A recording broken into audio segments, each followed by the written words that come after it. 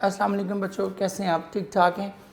Hopefully कि आप सब लोग जो है वो सेफ़ होंगे घर में और जो क्वारंटीन है उसको मुकम्मल जो प्रोटोकॉल्स हैं उनके अकॉर्डिंगली जो है वो गुजार रहे होंगे।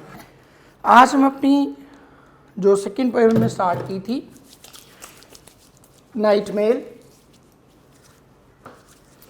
उसी का नेक्स्ट लेक्चर हम करने जा रहे हैं।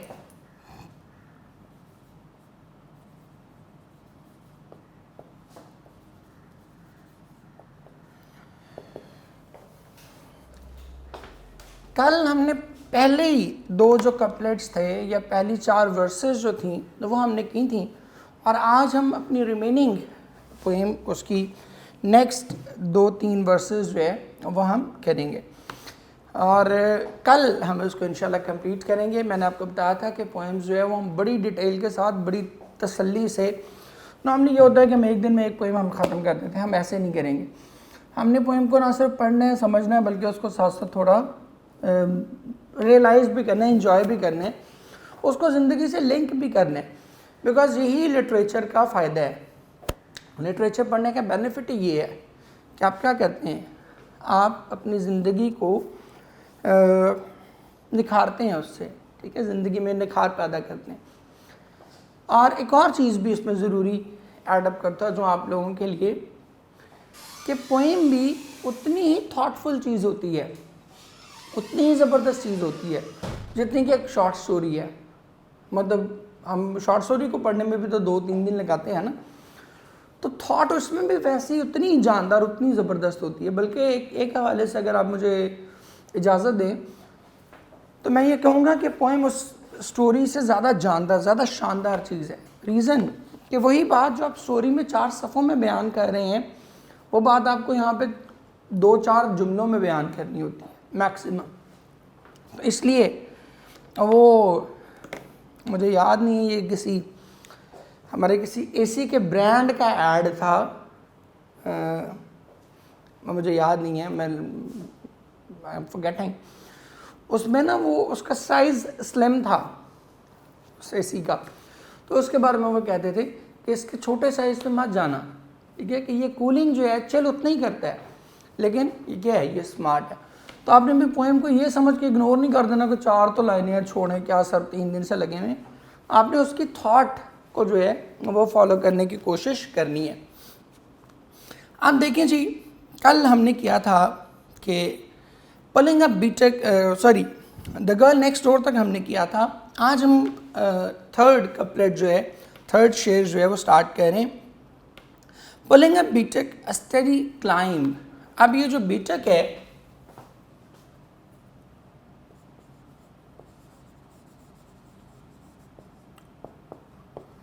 एट्स अ, ठहरे मैं इसके ऊपर वो लिख दूं,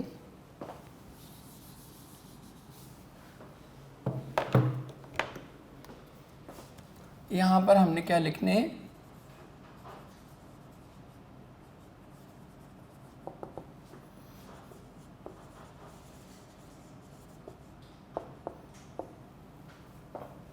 it is a name of a, it is a name of a mountain। ये क्या है, एक पहाड़ का नाम है। और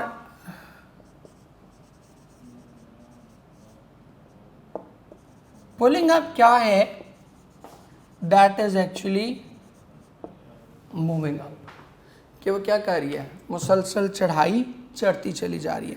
pulling up B Tech a study climb.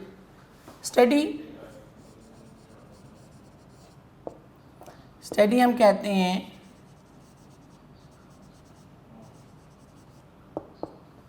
Continuous को, और क्लाइंब हम कहते हैं असेंट। असेंट कहते हैं चढ़ाई, कि वो बीटक पहाड़ पर जो है वो मुसलसल चढ़ती चली जा रही है। The gradient is against her. Gradient जो है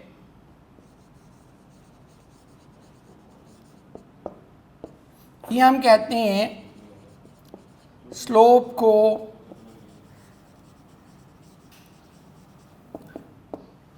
इंक्लिनेशन को, the gradient is against her but she is on time, कि जो ग्रेडियंट है, जो चढ़ाई है, वो भी क्या है, वो इसके मुखालिफ है, लेकिन इसके बावजूद क्या है, ये ऐन वक्त पर जो है वो पहुंचती है। अब इसमें एक चीज़ हम, आपको याद है कल मैंने ये स्टार्ट करने लगा था और फिर छोड़ दी थी, इसलिए कि इसमें बहुत सी मल्टीपल चीज़ें हैं जो हमने डिस्कस हमारे लिए करने वाली हैं। अगर आप इसके लिटरेरी टर्म्स की बात करें,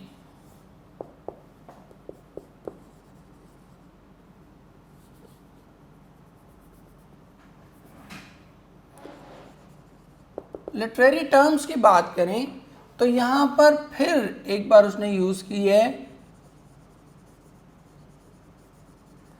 पर्सोनिफिकेशन। और पर्सोनिफिकेशन हम लास्ट पोएम में कर चुके कि पर्सोनिफिकेशन क्या है, when you associate the quality of a living organism to a non living organism. अब हमने कल, जब आपको याद है कि मैंने इसमें स्टार्ट करने लगे थे और मैंने वो रोक दिया था आपको, तो उसको इसलिए रोक दिया था कि इसमें बहुत से लिटरेरी टर्म्स मौजूद हैं, और वो पहले लिटरेरी टर्म जो हम आज इसको डिस्कस कर रहे हैं इसमें, दैट इज़ पर्सोनिफिकेशन। अब पर्सोनिफिकेशन, ये देखें मैंने लिखा आपके लिए, पर्सोनिफिकेशन हम पढ़ चुके कि पर्सोनिफिकेशन क्या है। Personification is the art of associating the qualities of living things to non living things, कि हम ऐसी चीज़ें नॉन लिविंग थिंग्स के साथ अटैच कर देते हैं जो कि असूलन क्या होनी चाहिए, लिविंग थिंग्स के साथ अटैच होती हैं। और इसके कल परसों जब हम द रेन डिस्कस कर रहे थे 2-3 दिन पहले, तो मैंने आपको बता दिया था, द रेन के पहले लेक्चर में मैंने बता दिया था कि ये पर्सोनिफिकेशन हम करते क्यों हैं, just to beautify our expression. हम अपने जो एक्सप्रेशन है उसको खूबसूरत बनाने के लिए, उसको ज़्यादा चार्मिंग अट्रैक्टिव बनाने के लिए हम क्या करते हैं, पर्सोनिफाई करते हैं चीज़ों को। जिसकी मैंने एग्जांपल भी दी थी कि चांद चमक रहा था और आप इसके बजाय अगर आप ये कहें कि मैं चांदनी रात में बाहर निकला और चांद ने मुझे देखकर मुस्कुरा दिया, तब ये जो मुस्कुराना है ये क्या करेगा, उस जुमले की खूबसूरती में इजाफा कर देगा। तो इसीलिए आप पर्सोनिफिकेशन यूज़ करते हैं। अब यहाँ फिर उसने पर्सोनिफाई किया किसको, ट्रेन को। और कैसे किया, train is personified by associating a gender। Train को पर्सोनिफाई किया गया है इसके साथ जेंडर एसोसिएट करके। वो कहते हैं the gradient is against her, ठीक है, हर कहा उसने, ये उसने क्यों नहीं कहा the gradient is against his या ग्रेडियंट इज अगेंस्ट हिम, ठीक है, या उसने ये क्यों नहीं कहा the gradient is against him but he is on time. ये पहली चीज़ तो ये कि जेंडर एसोसिएट की, ट्रेन की जेंडर नहीं होती। और अगली चीज़ जो हमें जाननी है, वैसे ही आपके सिलेबस का हिस्सा नहीं है, but as a student of literature आपको ये चीज़ थोड़ी पता होनी चाहिए कि उसने हिम क्यों नहीं कहा, मैस्कुलिन जेंडर इसके साथ एसोसिएट क्यों नहीं की, उसने फेमिनिन जेंडर इसके साथ क्यों एसोसिएट की। उसकी वजह सुन लें।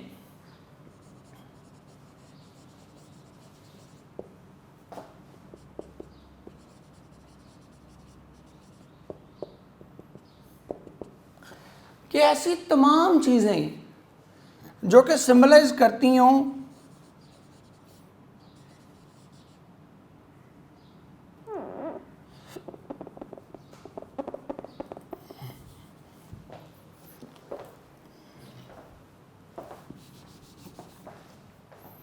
ऐसी तमाम चीज़ें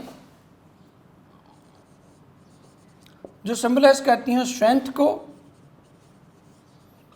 माइट को, पावर को, ये सारी किस में जाएंगी, ये जाएंगी मैस्कुलिन जेंडर में। और ऐसी तमाम चीज़ें जो कि शो करती हों वीकनेस को,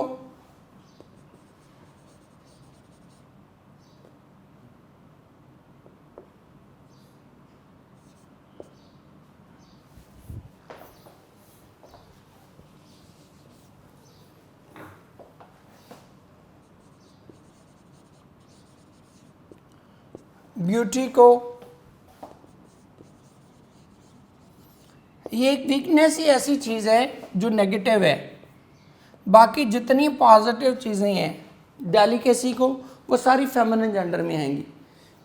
एक ये क्वालिटी ऐसी है जो बुरी फेमिनिन जेंडर के साथ एसोसिएट करेंगे, बाकी जितनी अच्छी क्वालिटीज़ हैं वो क्या करेंगे, वो फेमिनिन जेंडर के साथ ही एसोसिएट करेंगे।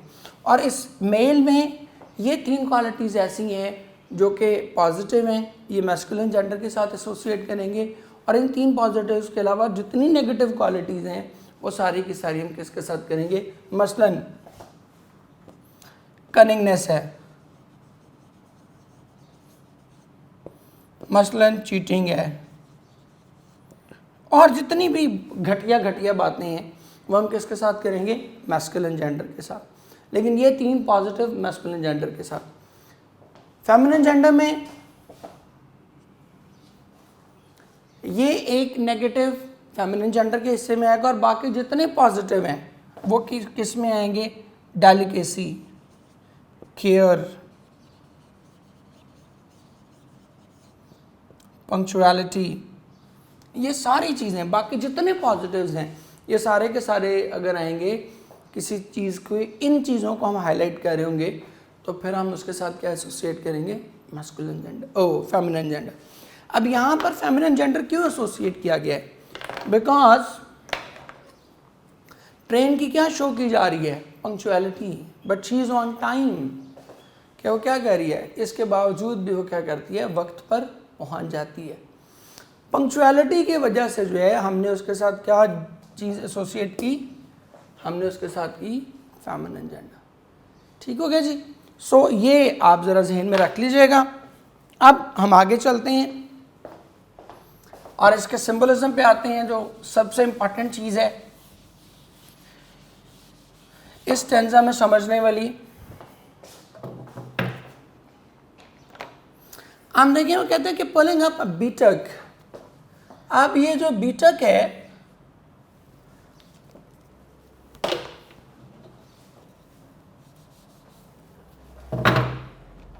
यहाँ पर आपको और भी ज़्यादा अच्छे से समझ आएगा कि ये चैलेंज ऑफ लाइफ, ये जर्नी ऑफ लाइफ को कैसे बेसिकली एक्सप्रेस करती है।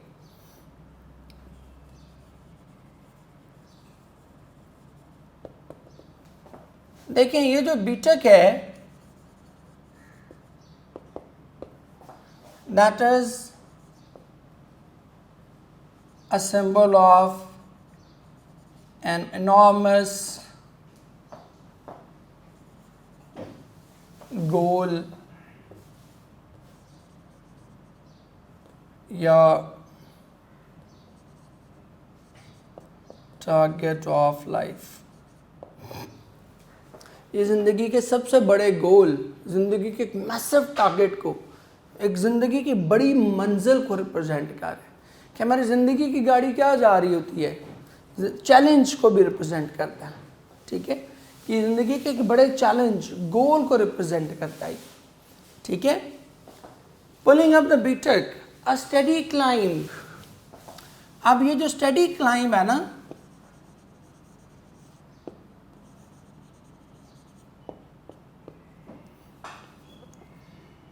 मुसलसल चढ़ाई, ये शो करता है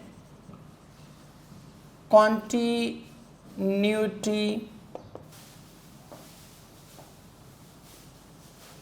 of challenges. Continuity of challenges of life. ठीक है, कि ज़िंदगी के जो चैलेंजेस हैं, इन लाइफ भी कर सकते हैं, दोनों आप एक्सेप्टेबल है।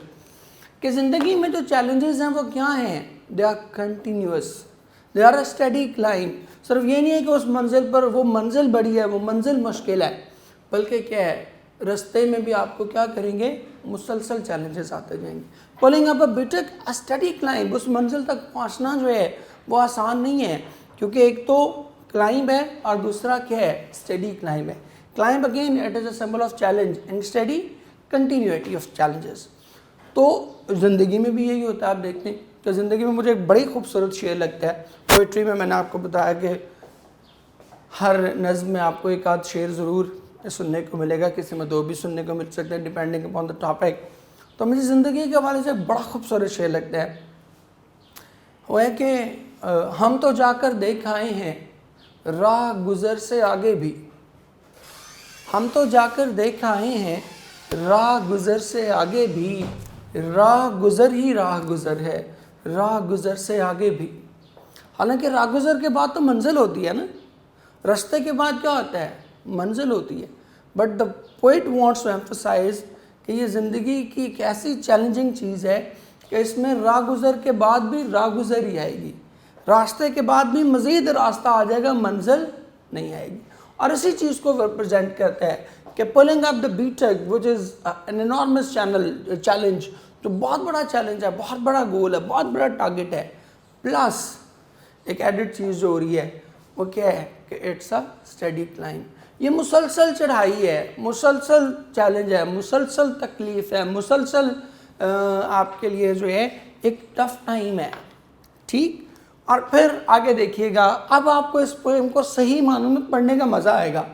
अब को लगेगा कि यार W.H. ऑर्डन या आपके जो सिलेबस सेटर्स हैं जिन्होंने ये सिलेबस डिज़ाइन किया है, वो इतने बुद्धू नहीं हैं कि वो 11वीं 12वीं क्लास के बच्चे को जो है वो रेलगाड़ी की नज़म पढ़ाना शुरू कर दें जो नर्सरी प्रेप में पढ़नी चाहिए थी। ऐसा नहीं है। उन्होंने अगर ये पोएम चूज़ की है तो that must be something bigger than the night mail. और खाली रेलगाड़ी की पोएम नहीं होगी, that will be a bigger than life thing, बड़ी कोई कमाल चीज़ होगी। तो इसलिए उसको जो है वो यहाँ एडप्ट किया गया। आगे वो कहते हैं the gradient is against her. अब ये जो ग्रेडियंट वाला सीन है ये और भी मुश्किल है।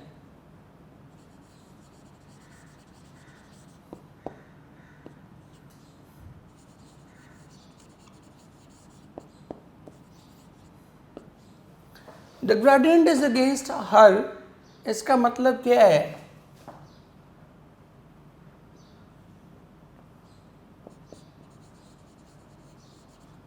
टफ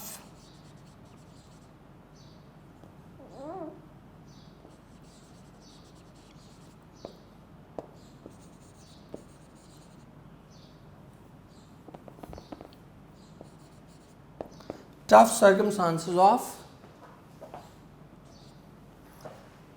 कि जो ग्रेडियंट है, जो हालात हैं वो भी क्या हैं, वो भी इसके मुखालिफ हैं।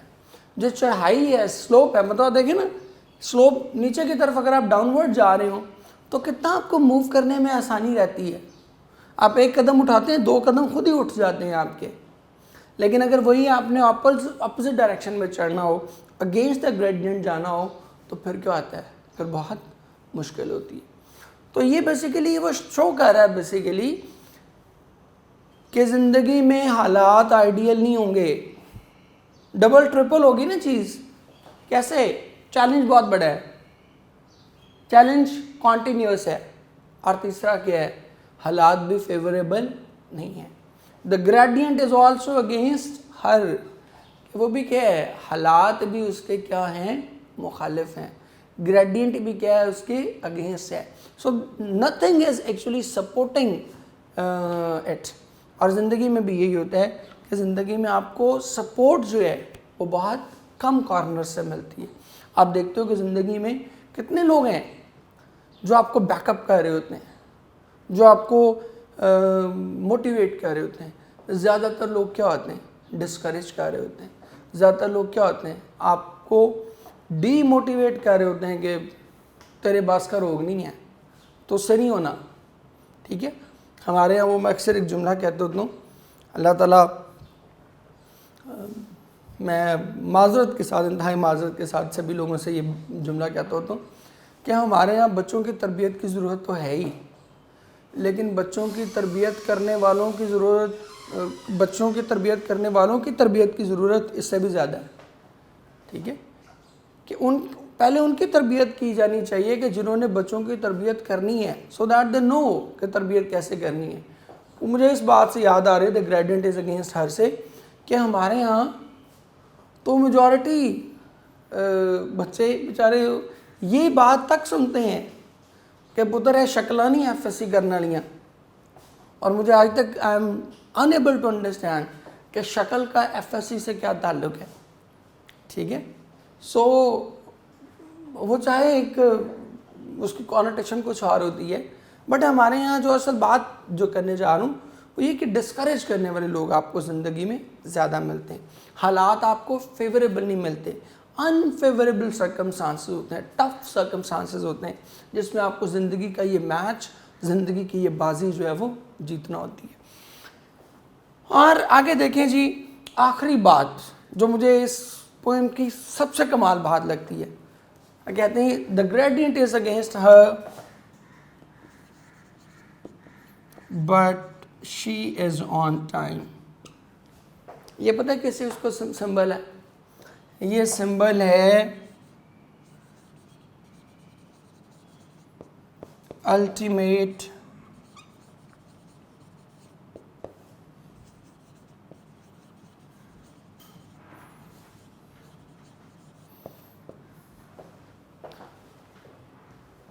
ये हमारी इंसानों की फाइनल अल्टीमेट विक्ट्री की अलामत है कि कुछ भी होता है ज़िंदगी में, हालात मुश्किल होते हैं, चैलेंज बहुत बड़ा होता है, कंटिन्यूस चैलेंजेस आ रहे होते हैं, बट अल्टीमेटली क्या करते हैं इंसान? उन चैलेंजेस को सत्यानाश करके आगे बढ़ जाता है। वो फिर भी अपने वक्त पर ज़िंदगी की गाड़ी जो है वो अपनी मंजिल पर पहुंचती है। हम अपनी ज़िंदगी के चैलेंजेस को क्या करते हैं? Ultimately we defeat them. इंसान क्या करता है?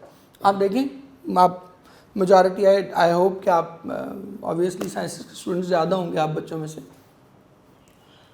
एवोल्यूशन के बारे में वैसे भी हम सब ने पढ़ा ही है। तो कहाँ से हम शुरू हुए हैं? जंगलात में रहता था इंसान, जंगलात से निकल के आज मरीख पे पहुंचा हुआ है। ठीक है, इस दुनिया की हदूदों के युद्ध से भी बाहर निकल रहा है। How? Because she is always on time. ठीक है, वो अल्टीमेटली सब हालात को, मुश्किलात को, चैलेंजेस को, कंटिन्यूस क्लाइम को, ठीक है, ग्रेडियंट को शिकस्त देते हुए क्या करता है? Ultimately he emerges as a victorious person. ठीक है, वो जीत के दिखाता है कि ये लो, हालात मुख्तलिफ थे, सब कुछ मेरे अगेंस्ट था, ग्रेडियंट भी नहीं फॉलो कर रहा था, but still I am on time. मैंने ज़िंदगी के इस बाजी को जो है वो जीत के दिखाया है। इसमें बहुत से चैलेंजेस मेरे सामने आए, बट अल्टीमेटली मैंने क्या किया है? इन सबको विन किया। ठीक है जी, नेक्स्ट देखें अगला। वो कहते हैं past cotton grass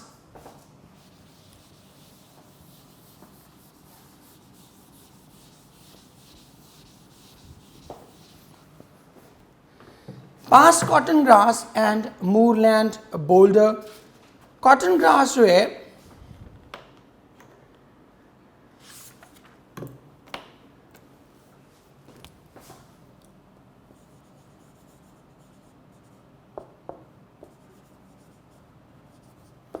cotton grass is the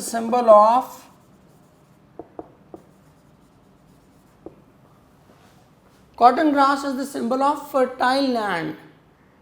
ठीक है, फर्टाइल लैंड को हम बेसिकली कॉटन ग्रास कहते हैं, घास के जो रेशमी घास के हरे भरे मैदान।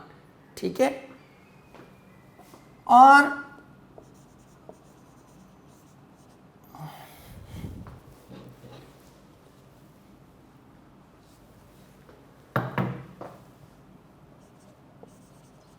मूरलैंड कहते हैं बैरन, ठीक है, बेआबाद, बंजर। और बोल्डर कहते हैं,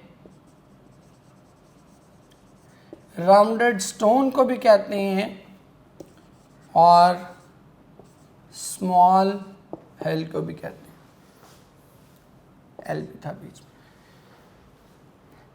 ठीक है जी। Past cotton grass and moorland boulder, कहते कि ये रेशमी घास के मैदानों से भी गुजरती है, मखमली घास के मैदानों से भी गुजरती है, और क्या करती है, बेआबाद पथरीली पहाड़ियों से भी जो है वो गुजरती है। Shovelling white steam over her shoulder,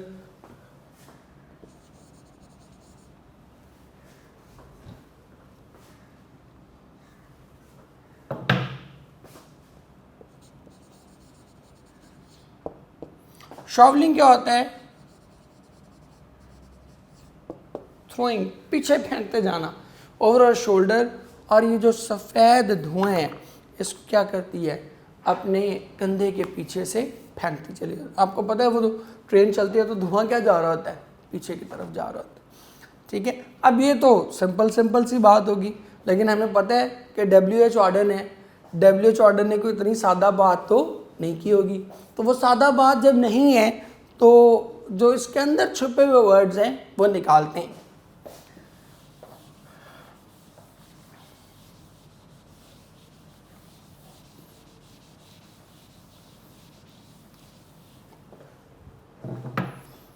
और यहां पर फिर से एक बार उसने पर्सोनिफाई किया है, ओवर हर शोल्डर। अब शोल्डर जो है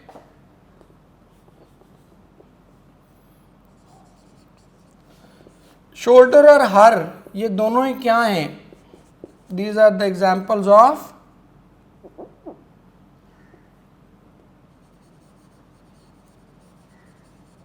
ट्रेन का कंधा नहीं होता, इंसानों का होता है, और ट्रेन के लिए हर यूज नहीं करते। ठीक हो गया जी। अब आगे हम सिंबलिज्म पे आते हैं जो हमारा इंपॉर्टेंट टॉपिक है।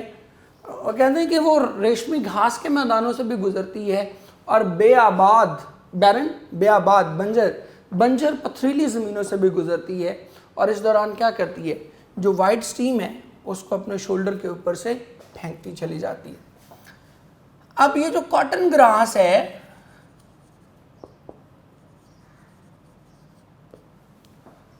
That is the symbol of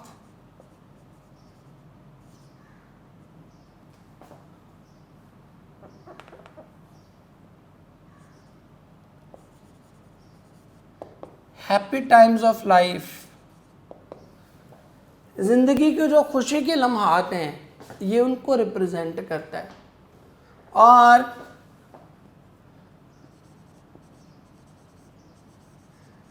ये जो मूरलैंड बोल्डर है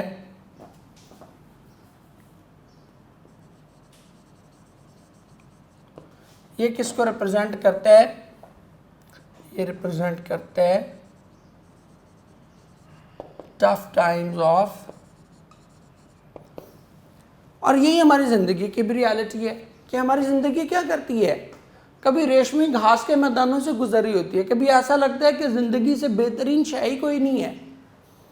ठीक है, कभी लगता है कि this is the greatest blessing we can have, और कभी क्या लगता है, कभी हमारी ज़िंदगी बहुत टफ टाइम से गुजर रही होती है, कभी पथरीली सरजमीनों से गुजरना पड़ता है। हर बार आपको चलने के लिए, मूव करने के लिए रेशमी घास, कॉटन ग्रास अवेलेबल नहीं होती। हर बार क्या करना होता है, कभी बड़ी आसानी से गुजरते हैं और कभी बड़ी ही मुश्किल से गुजरना पड़ता है। ठीक है, तो इन दोनों चीज़ों के कॉम्बिनेशन से ही क्या करते हैं, अल्टीमेटली आप कामयाब होते हैं। ठीक है जी। सो इसी को वो कह रहा है कि passing cotton grass and moorland boulder, के वो अच्छे वक्त से भी गुजर जाती है और बुरे वक्त से भी गुजर जाती है। और आगे वो कहते हैं शॉवलिंग white steam.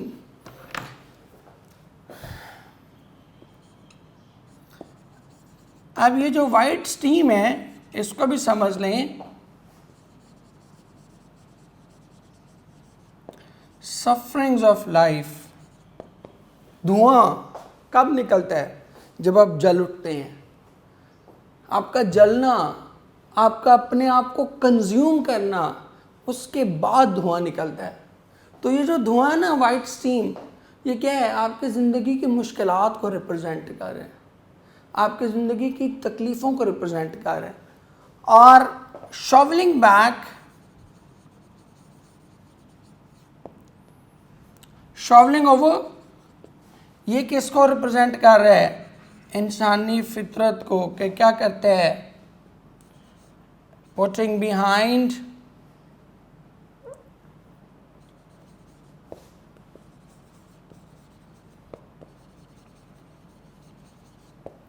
Putting behind all the worries. कि इंसान भी क्या करते हैं?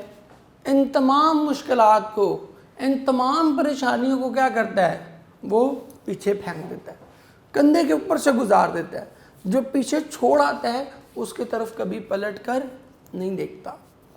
यही इंसान की खूबी है। वो मैं अब एक जुमला कहा करता हूँ, आई होप कि आप लोगों को बहुत अच्छा लगेगा। मैं कहता होता हूँ कि अल्लाह ने इंसान की आंखें आगे की जानिब लगाई हैं, ठीक है? इसमें बेशुमार हिकमतें होंगी, बेशुमार अल्लाह की इसमें क्या लें कि लॉजिक्स, रीजंस होंगी, बेशुमार एडवांटेजेस होंगे। एक एडवांटेज जो मुझे समझ में आता है ना, वो ये कि ये अल्लाह की तरफ से इशारा है, एक जस्चर है, एक सिग्नल है हमें कि तुमने क्या देखना है? आगे की जानिब देखना है, पीछे पलट के नहीं देखना। तुम्हारी मैंने आंखें पीछे नहीं लगाई, तुम्हारी आंखें क्या लगाई हैं? आगे की जानिब लगाई हैं। सो क्या देखना है? हमेशा आगे देखना है। हाँ, तुम्हारी गर्दन में मैंने थोड़ी फ्लेक्सिबिलिटी रख दी है कि कभी मुड़ के पीछे देखना पड़े तो देख सको, थोड़ी बहुत। कभी कभार कोई गलती देखनी हो, कोई चीज़ सीखनी हो अपने माजी से, तो एक बार पीछे पलट के देख लो, तुम्हारी गर्दन में फ्लेक्सिबिलिटी रखी है। लेकिन तुम्हारी आंखें कहाँ लगाई हैं? To look forward. आपने आगे देखना है, पीछे मुड़ के देखने के लिए आप पैदा ही नहीं हुए। इसीलिए अल्लाह ने क्या किया है? आपको फॉरवर्ड लुकिंग बनाया है, बैकवर्ड लुकिंग नहीं बनाया। तो इंसान भी यही करता है कि वो मुश्किल वक्त से भी गुजरता है, आसान वक्त से भी गुजरता है, सॉरी, और मुश्किल वक्त से भी गुजरता है। और उस दौरान जो उसकी सफरिंग्स होती हैं, जो तल्ख यादें होती हैं, जो वाइट स्टीम होती है, वो जो उसके अंदर से धुआं निकल रहा होता है, उसके जलने की वजह से, उसकी स्ट्रगल करने की वजह से, उसके एफर्ट करने की वजह से, वो जो उसके अंदर का एक कह लें कि सफरिंग और अंदर की जो एक मुश्किल सिचुएशन है, ठीक है, अंदर एग्जॉस्ट जो उसका निकल रहा होता है, वो उसको बेसिकली क्या करता है? उसको बॉदर नहीं करता। ठीक है, एक मुश्किल आती है, आप एक हद तक उस मुश्किल को फील करते हैं और उसके बाद क्या करते हैं? आगे बढ़ जाते हैं। और यही मैं समझता हूँ कि इंसान की सबसे बड़ी ग्रेटनेस है। वो फिर मुझे एक शेर याद आ गया, वो कि याद माजी ये साहब है यार, अब छीन ले मुझसे हाफिज़ा मेरा। कि इंसान क्या करता है? चीज़ों को फरामोश करता चला जाता है, चीज़ों को भूलता चला जाता है, ठीक है। और इसी फिनोमेना को उसने रिप्रेजेंट किया है कि वह क्या करती है? It passes the cotton grass, it passes the moorland boulder. अच्छे वक्त भी गुजार देती है और बुरा वक्त भी गुजार देती है। और इस दौरान जो भी तकलीफ़ें, जो भी मुश्किलें, जो भी परेशानियां, जो भी प्रॉब्लम्स उसको फेस करनी पड़ती हैं, उनको भी क्या करती है? भुलाकर आगे बढ़ जाती है। चिपका नहीं रहता, अटका नहीं रहता, ठहरा नहीं रहता वहाँ पे। इंसान क्या करता है? उससे आगे मूव ऑन कर जाता है। और यही वजह, ये मूव ऑन करने की वजह है, फिर वही बात आ जाएगी जो भी हम थोड़ी देर पहले कह रहे थे कि मूव ऑन करना ही वो क्वालिटी है जिसकी वजह से इंसान इतनी तरक्की कर गया। मतलब देखिए ना, सपोज राइट ब्रदर्स, जब उन्होंने पहली बार जहाज़ बनाया और उनसे नहीं बन सका और वो वहीं छोड़ देते तो क्या होता? आज हम हवा में उड़े होते? नहीं उड़े होते, ठीक है। तो ये ज़िंदगी की नाकामियों से दिल बर्दाश्ता ना होना, ये इंसान की वो क्वालिटी है जो इंसान को आगे बढ़ने पर मजबूर करती है। और इसी क्वालिटी को बेसिकली यहाँ पर उसने एक्सप्रेस भी किया कि शॉवलिंग वाइट स्टीम ओवर शोल्डर, परेशानियाँ, वरीज, टेंशन, एंग्जाइटीज़, सफरिंग्स, उनका पीछे फेंकता है और क्या करता है? मूव फॉरवर्ड करता है। ठीक है जी, यहीं पे हम अपना आज का लेक्चर बेटे वाइंड अप कर रहे हैं। आई होप कि आप लोगों ने बहुत इन्जॉय किया होगा। Thank you very much. जीते रहें, खुश रहें।